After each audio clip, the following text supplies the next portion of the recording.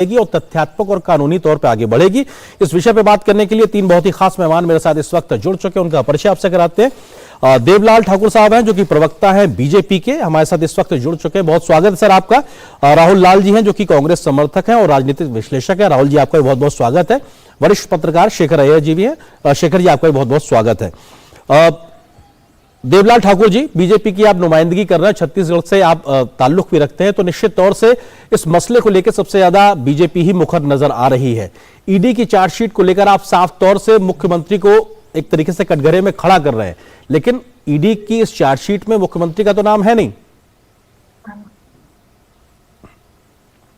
देखिए, मैं आपको बताना चाहता हूं, जिस प्रकार से छत्तीसगढ़ में शराब घोटाले हुए हैं, नकली होलोग्राम डालकर जो सरकारी दुकान है उस पर आधी अवैध और आधी अवैध शराब बेचे जा रहे थे। जो अवैध शराब की जो कमाई जो जिस आपकी चैनल के माध्यम से आप बता रहे हैं, अनवर ढेबर मुख्यमंत्री कांग्रेस मुख्यमंत्री के करीबी हो सकते हैं, लेकिन मैं आपको एक चीज नया तथ्य बताना चाहूंगा कि इसमें जो और मुख्य आरोपी है जो भिलाई कथी लोक सिंह डिंगलो, वो तो बचपन का मित्र है भूपेश बघेल का, वो तो साथ रहने वाले लोग हैं, एक दूसरे के साथ रहने वाले लोग हैं। अरुण त्रिपाठी भिलाई का आदमी है, उनके ही जिले का आदमी है। जो जितने सारे लोग हैं सिंडिकेट में, सब उनके घर के आदमी हैं। और इसमें डायरेक्ट रूप से इस प्रदेश का मुख्यमंत्री भूपेश बघेल इन्वॉल्व था, जिन्होंने शराब की सिंडिकेट बनाई और सारे सिंडिकेट के पैसे को 10 जनपद पहुंचाने के लिए उन्होंने ये बड़ा खेल खेला। 2161 करोड़ रुपए का जो घोटाला हुआ है, कहीं ना कहीं छत्तीसगढ़ की गरीब मजदूर लोगों के खून पसीने की कमाई है, जिसको लूट कर इस प्रदेश की कांग्रेस सरकार ने 10 जनपद तक पहुंचाया। और इस 10 जनपद तक पहुंचाने के हाल में आप ये देखेंगे, कई जगह ये भी देखने को आया कि इनके जो अवैध दारू बेचने की जो कार्यशैली से कई जगह नकली शराबें भी परोसी गई, जिससे कई लोगों की किडनी तक खराब हुई और कई लोग को अचानक नशा चढ़कर एक्सीडेंट भी हुए, कई लोग मार भी गए।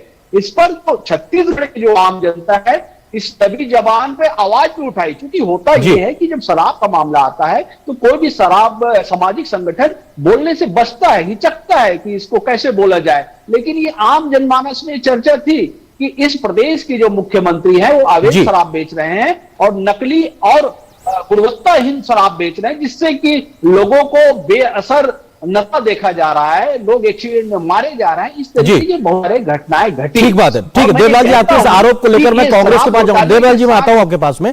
राहुल जी, क्योंकि सीधे तौर पे वो कह रहे हैं कि भूपेश बघेल छत्तीसगढ़ के मुख्यमंत्री के संरक्षण में, उनकी जानकारी में और उनकी मातहत में इस तरीके का एक अवैध शराब का पूरा नेक्सस चल रहा है और उसकी वजह से न सिर्फ घोटाला हुआ बल्कि लोगों की जिंदगी के साथ भी खिलवाड़ हो रहा है। राहुल जी देखिए, छत्तीसगढ़ में कांग्रेस बिल्कुल मजबूत स्थिति में है और जो चुनाव होने वाला है इस साल के अंत में, वहां पे कांग्रेस जीतेगी। भारतीय जनता पार्टी के पास कोई मुद्दा नहीं है। जब कोई मुद्दा इन्हें नहीं मिल पाया तो इन्होंने पहले तो उसमें इनकम टैक्स को लगाया, फिर उसके माध्यम से ईडी को लगा के 2000 करोड़ का एक मोटा सा, आप सोचे 13,000 पेज की पूरी जो कि चार्जशीट दाखिल की गई है। बहुत कोशिश की गई कि मुख्यमंत्री भूपेश बघेल जो कि बिल्कुल ईमानदार हैं, राहुल गांधी ने जब वहां पे मुख्यमंत्री का चयन किया था तो छत्तीसगढ़ को बिल्कुल एक ईमानदार हाथों में सौंपा था। और वैसे स्थिति में जब कुछ नहीं ढूंढ तो किसी तरह से रायपुर के एक मेयर के साथ उनके एक भाई के रिश्ते को ढूंढ। मुख्य चीज यह है कि छत्तीसगढ़ विपणन निगम लिमिटेड पूरी एक ऐसी व्यवस्था है वो जिसमें कि कहीं से किसी प्रकार की कोई गड़बड़ी आप नहीं कर सकते हैं जी। तो इसलिए छत्तीसगढ़ का जो पूरा मॉडल है शराब व्यवसाय का, मैं तो कहूं अन्य राज्यों के लिए वो एक आदर्श मॉडल है, जहां पर हम लोग सोचते हैं कि आप देखिए गुजरात में नकली शराब से पीने वालों की कितनी ज्यादा मौत हुई है। राहुल जी, आप जो बात कह रहे हैं कि सीबीआई लगा दी, ईडी लगा दी, फिर भी मामला निकल के नहीं आया। चार्जशीट 13,000 पन्नों में जो तथ्य निकल के आए हैं वो अपने आप में एक कानूनी कागज है और ईडी के खिलाफ इस प्रकार की कार्रवाई को रोकने के लिए तमाम विपक्षी दल सुप्रीम कोर्ट तक गए थे। सुप्रीम कोर्ट ने भी कहा कि नहीं, इसके पास हक है, वो उनको काम करने का दिया जाए। अब अगर कानूनी दस्तावेज में इस प्रकार की बात निकल के आती है तो उन तथ्यों को सीधे राजनीतिक तौर पर उड़ा देना, ये थोड़ा सा मतलब तथ्यात्मक बात नजर नहीं आती ना। तथ्यात्मक देखिए, आज की स्थिति यह है कि इन तमाम संवैधानिक संस्थाओं के ऊपर इतना दबाव है। हमने देखा है कि माननीय प्रधानमंत्री जी ने 27 जून को क्या बयान दिया और 2 जुलाई को महाराष्ट्र में क्या स्थिति घटी। उन्होंने कहा था एक किसी भी घोटाले में उसको छोड़ेंगे नहीं, उनको तो अपने उप मुख्यमंत्री और मंत्री जैसे पद पर आपने दिया। ये कहा कि नकली हम सोचिए कहानी कैसी है, एक लॉजिकल स्थिति होनी चाहिए आप करें नकली होलोग्राम फिर डाल के उसको राहुल जी, आपकी आपकी आवाज थोड़ा सा कम बेहतरी से आ पा रही। हम अभी कुछ कोशिश करते हैं उसको बेहतर से लाने, तब तक मैं शेखर जी का रुख करता हूं। मैं इसी सवाल के साथ आपके पास लौटता हूं शेखर जी, क्योंकि ये अपने आप में बड़ा एक मामला है। लगभग 2100 करोड़ रुपए का शराब घोटाले की बात है, और ऐसे में हम देख रहे हैं कि दिल्ली के इस शराब घोटाले के बाद में एक और राज्य में इस प्रकार का शराब घोटाला, तो कहीं ना कहीं क्या ये जो बीजेपी कह रही है कि विपक्षी दलों के पास में एक शराब नीति एटीएम के तरीके से काम कर रही है, ये आरोप दिखाई पड़ रहा है? आरेंद्र जी, सबको पता था कि कांग्रेस के लिए धनराशि जुटने वाले राज्यों में छत्तीसगढ़ सबसे आगे था, राजस्थान भी था, और हम देख रहे थे कि चुनाव के खर्चा वगैरह ये उनके मुख्यमंत्री सब कुछ करते थे।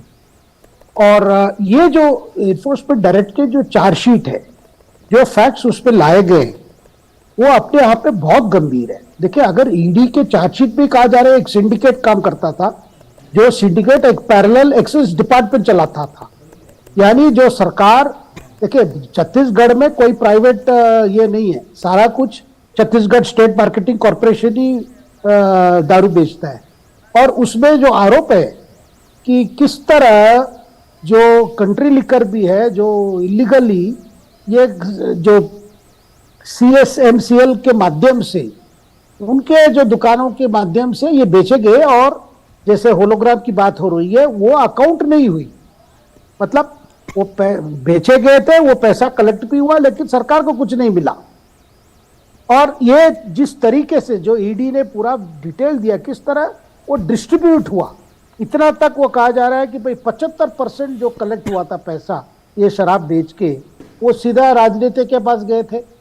और बाकी, और ये जो वॉल्यूम आपने भी शुरू में जिक्र किया कि कम से कम 30-40% जो टोटल सेल है वो सारे इलीगल थे। मतलब टोटल, मतलब अगर 6000 करोड़ से ज्यादा अगर सेल हो हर साल, और उसमें 30-40% वो तो दिखाई नहीं देता, जो 6000 से तो ज्यादा हुआ है, कम से कम वो 3000 करोड़ हो सकता है, 4000 करोड़ हो सकता है। लेकिन मैं मानता हूं ईडी की जो चार्जशीट है अपने आप में गंभीर है, इसको हम लाइट नहीं ले सकते। बिल्कुल ठीक है राहुल जी, मैं आपके पास लौटता हूं, संभवतः आपकी बेहतर आवाज हम तक पहुंच पाएगी। सवाल यही कि तमाम ईडी के आरोपों को जो तथ्यात्मक कानूनी कागज है उसको आप सिरे से कैसे खारिज कर रहे हैं। बात एक महत्वपूर्ण यह भी है कि जब दिल्ली में शराब नीति को लेकर अरविंद केजरीवाल घिरते नजर आते थे, तो आप इसी ईडी के द्वारा दिए हुए तथ्यों को लेकर आम आदमी पार्टी की सरकार को घेरते थे। अब आप उसी ईडी के द्वारा दिए तथ्यों को लेकर छत्तीसगढ़ में नकारने के लिए तैयार खड़े हुए। ये तो दोहरा मापदंड हो गया ना। काफी अच्छा गंभीर सवाल पूछा है आपने। देखिए, अब ये स्थिति होती है कि जब किसी संस्था का बहुत ज्यादा राजनीतिक प्रयोग होता है, जब वो कभी कभी अच्छा काम भी करती है तो फिर उसे भी राजनीतिक नजरिए से देखते हैं। दिल्ली में बेहतर, छत्तीसगढ़ में खराब। नहीं बिल्कुल नहीं, देखिए अब ये स्थिति है, देखिए ये स्थितियां हैं। दिल्ली में शराब घोटाला हुआ है, वो बिल्कुल एक अलग किस्म का खुले खेल के दृष्टिकोण से देखा जा सकता है। छत्तीसगढ़ में देखिए आंकड़ों को लेके, पहले तो जो छत्तीसगढ़ में शुरुआती आंकड़े आरोप लगे थे, तो किसी ने कहा कि 9000 घोटाला, किसी ने कहा 8000 का, किसी ने कहा 5000 का, 4000 का। अंततः जब अब आरोप पत्र आया तो 2163 करोड़ रुक गया है। तो आप सोच के देखिए कि जब ईडी पूरी 13000 पेज का चार्जशीट बना रही है तो उसमें कहां पे मामले हैं, उनको किस किस प्रकार के, वो देखिए अब उनको दिखाना है कि कुछ टेक्निकल चीजें वहां पर खोज के दिखाया जाए। अरुण पति त्रिपाठी कौन है? मैं कह रहा हूं, अगर ये सरकार इतनी ज्यादा, केंद्र सरकार गंभीर है, अगर आपके वो भारतीय दूरसंचार सेवा के प्रतिनियुक्ति में है वहां पे, आप तो फिर केंद्र का स्तर पर भी कीजिए कार्रवाई। आप उनको क्यों उसी सेवा में वहां पर लगाए हुए हैं? तो आप क्या चाह रहे हैं कि जो केंद्रीय सेवाओं के लोग हैं, विशेषकर दूरसंचार सेवा के लोग, वो दूसरे सेवाओं में उनका प्रतिनियुक्ति करके राज्य सरकारें दुरुपयोग कर रही है और आप केंद्र में बैठ के देख रहे हैं। तो देखिए पूरा मामला ये चीज है कि ये ठीक है राहुल जी, आप कुल मिला के ये कह रहे हैं कि दिल्ली के शराब घोटाले को पकड़ने में ईडी ने बेहतर काम किया, सीबीआई ने बेहतर काम किया, लेकिन छत्तीसगढ़ में राजनीतिक वजहों से कर रही है। इस सवाल में लेके जरा देवलाल ठाकुर जी के पास जाता हूं, बीजेपी के प्रवक्ता। देवलाल जी, आप लोग सोच समझ के सिलेक्टिव तरीके से काम करवा रहे हैं, ईडी से आपने बेहतर काम करवाया दिल्ली में, और आप छत्तीसगढ़ में उससे राजनीतिक वजहों से काम करवा रहे हैं। ये आरोप है सीधा कांग्रेस का। देवलाल जी, देखिए छत्तीसगढ़ की अगर बात है तो छत्तीसगढ़ में कोई एक अकेले शराब की घोटाला नहीं हुई। इसके पहले भी कोल सिंडिकेट में ईडी ने छापा मारे, और छत्तीसगढ़ के इतिहास में बड़ा शर्मसार करने वाला समय था जब इस प्रदेश के मुख्यमंत्री को इनके राजस्व मंत्री ने कहा कि यहाँ की जो कलेक्टर है जो माइनिंग में बड़ा घोटाला कर रही है, और जितने आईएएस है उस घोटालों में फंसे हुए हैं। लेकिन वहां के जो मुख्यमंत्री हैं वो सौम्य चौरसिया नामक अधिकारी को अपने पास बैठा के रखे रहे और उनसे वो भ्रष्टाचार कराते रहे। वो उस पर भी जनता काफी अच्छे से जवाब देगी। मैं राहुल जी मैं आ रहा हूं आपके पास में। देवलाल जी की बात थोड़ा भी रुक गई, तब तक मैं शेखर जी का रुख करता हूं। शेखर जी, जो बात राहुल जी कह रहे थे और उस बात, देवलाल जी आप तक आवाज आ रही है हमारी? जी आ रही है जी। देवलाल जी अपनी बात को आप पूरा करें। आ रही है जी जी जी। मैं कहना चाहता हूं कि जिस प्रकार से मुख्यमंत्री ने छत्तीसगढ़ में भ्रष्टाचार किया है वो किसी से छुपा नहीं है। सौम्य चौरसिया जिसको अपने अपर सचिव बना के रखे हुए थे, उसके माध्यम से उन्होंने भ्रष्टाचार कराते गया। ईडी अगर कोई कार्रवाई कर रही है तो उस पर देश वाले को तो खुशी जताना चाहिए, क्योंकि ईडी किसी आम आदमी, ठेला गुपचुप या चाट वालों के यहाँ छापा नहीं मारती। अगर कोई गरीबों के खून पसीने की कमाई को, जो सरकार की पॉलिसी है, उस पर टैक्स चोरी करके ये अधिकारी और नेता मिलकर अगर बड़ा घोटाला कर रहे हैं तो उसको पकड़ने के लिए कोई ना कोई तो चाहिए ना। और देश में ऐसी संस्थानों का तो सम्मान होना चाहिए कि अगर ऐसे भ्रष्टाचार हो रहे हैं, इन भ्रष्टाचार को रोकने के लिए अगर देश में काम हो रहे हैं तो इसमें सबको एक बिल्कुल सम्मान होना चाहिए। राहुल जी आ रहा हूं मैं आपके पास। वैसे घोटालाबाजों को भारतीय जनता पार्टी, बिल्कुल राहुल जी मैं आ रहा हूं आपके पास में। राहुल जी मैं आ रहा हूं आपके पास में। आपको मैंने समय पर्याप्त दिया। मैं जरा देवलाल जी की बात खत्म हो जाए। जी क्यों भ्रष्टाचारियों को संरक्षित करना चाहते हैं, पता नहीं। जी शेखर जी, शेखर जी जो बात राहुल जी ने कही थी कि साहब ईडी कभी कभी बेहतर काम करती है, कभी कभी राजनीतिक वजहों से काम करती है, और छत्तीसगढ़ में वो राजनीतिक वजहों से कर रही है और दिल्ली में बेहतर किया था। क्या ये हजम करने योग्य तथ्य है या ये भी राजनीति से प्रेरित एक तर्क दिखाई पड़ रहा है? देखिए आर्येंद्र जी, अगर चार्जशीट को ही आप ले लीजिए, चार्जशीट पे केवल ये नहीं का मतलब, ये तो आपको जो डिटेल्स आपने जो जिस तरह आपने दिखाया अभी कि 30 से 40% की जो सेल थी वो कभी रिकॉर्ड में नहीं आई, लेकिन जो पैसे जो कलेक्ट हुए थे उस पैसे से क्या किए, उस प्रोसीड्स, जो क्राइम की जो प्रोसीड्स है, वो एक प्रकार से बैंक फंड के माध्यम से दिखा के कि ये सब सिक्योर्ड लोन्स है और कुछ चार्टर्ड अकाउंट्स में भी इसमें शामिल हो गए। और ईडी ने अभी तक 119 इमूवेबल प्रॉपर्टी, जिसका कुल वैल्यू है 121 करोड़ का, प्रॉपर्टी सीज किया इसमें। और जो बड़े बड़े आईएएस ऑफिसर्स अरेस्ट हुए हैं, इसका मतलब ये थोड़ा गंभीर मामला है। इसका केवल ये एक राजनीति है, चुनाव को मध्य रखे ये किया गया है। मुझे लगता है कि ये बहुत गंभीर है और ये हर राज्य में हमने देखा है कि केवल छत्तीसगढ़ की बात नहीं है। ये दारू और दारू को ठेका को लेकर जो हमेशा एक प्रकार से जो बार बार एक एलिगेशन आई है, इसमें पॉलिटिकल नेक्सस होती है इसमें, क्योंकि किसको ठेका जाता है, कौन क्या बेचता है। और यहाँ पे तो एक अलग प्रकार से आया, ये तो ठेका नहीं है इसमें, ये तो स्ट्रेट अवे जो स्टेट मार्केटिंग कॉर्पोरेशन की जितने दुकानें हैं वहां जाके माल बेचा गया, जो प्राइवेट माल बेचा गया। और वो जो प्राइवेट माल है जो सरकारी माध्यम से आप अगर बेच रहे हैं तो सरकार को आना चाहिए वो रेवेन्यू सरकार को नहीं आई, वो अलग से रूट के जाके वो एक प्रकार से नेटवर्क बनी गई। और सिंडिकेट का मतलब क्या है?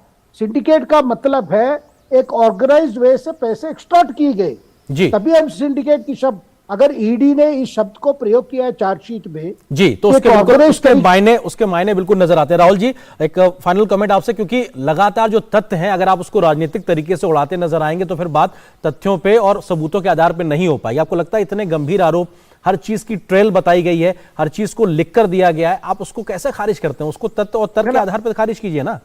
नहीं, तथ्य और तर्क के आधार पर कांग्रेस ने 2012 से 17 के रमन सिंह सरकार के ऊपर 4400 करोड़ के शराब घोटाले का आरोप लगाया था। उसके संबंधित तमाम तथ्य प्रमाण और बहुत ही उच्चस्तरीय तथ्य प्रमाण थे, उसकी जांच तो हुए नहीं। तो देखिए मैं तो सर आप सरकार में है, कराइए ना सर, क्यों नहीं करा रहे हैं? बिल्कुल जांच होगी उसकी। तो चुनाव के समय क्यों कराने जा रहे हैं? आपको पूरा समय था सर।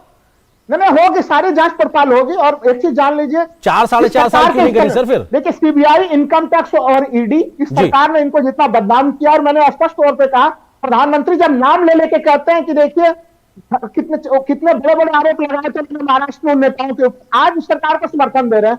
ये अगर रायपुर के मेयर सर आप फिर महाराष्ट्र चले जाते हैं, लेकिन आप तथ्यों और तर्क पे जवाब देते नहीं है सर। राहुल जी देखिए, ये आप दूसरे का गिनाने लगते हैं, अपना बताते नहीं है। ये देखिए बहुत एक लॉजिकल बात होती नहीं ना उस तरीके से जो आप बात कर रहे हैं। देखिए इसमें जो भी उसको सम्मान किया जाता है, लेकिन 13,000 पेज का जो कहानी गढ़ी है वो एक तरह से मनोहर कहानियों से ज्यादा कुछ नहीं है, क्योंकि इसमें कोई भी लॉजिकल आदमी जब पढ़े तो ठीक है, आप एक तरीके से राजनीतिक वजहों से इसको खारिज करते नजर आए। फाइनल कमेंट देवलाल जी, अगर आप तक मेरी आवाज पहुंच रही, क्योंकि ये पूरा मामला चुनाव से पहले आया तो सीधे तौर पे ये मामला इसकी टाइमिंग को लेकर भी सवाल उठता है कि क्या बीजेपी इस प्रकार से इसकी टाइमिंग को लेकर एक मुद्दा बनाना चाहती चुनाव से पहले? ये आरोप भी आपके ऊपर सीधे लग रहा है। देखिए, भारतीय जनता पार्टी मुद्दा बनाने और नहीं बनाने की बात नहीं है। जब से कांग्रेस की सरकार आई है तो भ्रष्टाचार की आकंठ में कांग्रेस की सरकार डूबी हुई है। पहले इन्होंने कोल घोटाला किया करोड़ों रुपए का, उसके बाद इन्होंने राशन पे घोटाला किया। छत्तीसगढ़ में जो गरीबों के घर में जो राशन पहुंचाने का कार्य इस देश के प्रधानमंत्री ने किया था, फ्री योजना, अन्न भूख के जो कोरोना काल में जो फ्री 5 किलो प्रति व्यक्ति चावल दिए थे, उसको भी इस कांग्रेस के लोगों ने निगल गया, उस पर भी करोड़ों रुपया का घोटाला किया। उनसे इसका पेट नहीं भरा। चुनाव में राहुल जी उनकी बात हो जाने दीजिए प्लीज जी। शराब घोटाला किया, आप शराब घोटाला किए, चावल घोटाला किए, कोयले का घोटाला करके कांग्रेस सरकार का मुंह काला करवाए। तो मैं ये कहता हूं कि कांग्रेस वालों से जब ईडी कहीं पर छापा मारती है या कुछ करती है तो उनके बचाव में क्यों आते हैं? इनको सामने आना चाहिए कि जो सत्य है वो सामने आए, क्योंकि कांग्रेस की सरकार जब सरकार में आई है भ्रष्टाचार करने, बिल्कुल ये बहुत जरूरी है, जो सच है वो सामने आए। सरकार किसी की हो, आरोप किसी के ऊपर लग रहा हो, लेकिन जो जनता के साथ में गलत कर रहा है उसका सच सामने आना चाहिए और उसे कानून के कटघरे में खड़ा होना चाहिए। ये छोटे आरोप नहीं है, बहुत गंभीर आरोप है। 2161 करोड़ रुपए के घोटाले का आरोप है। भूपेश बघेल को सामने आकर इसकी सफाई भी देनी जाना बनता है। बहुत शुक्रिया फिलहाल आप तीनों मेहमानों को हमारे साथ जुड़ने के लिए। फिलहाल वक्त इतनी इजाजत दे रहा है, आप तीनों का बहुत बहुत शुक्रिया। और यहाँ पर एक छोटे से ब्रेक के लिए रुकते हैं, बहुत जल्द हाजिर होते हैं। यहाँ आयुष्मान कौन है? जी मैं हूँ। आपका अगला नंबर? मैं भी हूँ आयुष्मान। जी मैं भी हाँ। इतने सारे आयुष्मान? देश के करोड़ों लाभार्थी हैं आयुष्मान। और एक प्रकार से पीएम जय अब गरीबों की जय बन गई है। देश के करोड़ों परिवारों ने आयुष्मान भारत प्रधानमंत्री जन आरोग्य योजना के अंतर्गत 5 लाख रुपए तक का मुफ्त उपचार का वरदान पाया है। अपने परिवार के स्वास्थ्य सुरक्षा की गारंटी के लिए आज ही 14555 पर कॉल करें और अपने नजदीकी सूचीबद्ध अस्पताल या CSC केंद्र पर जाकर आयुष्मान कार्ड बनवाएं।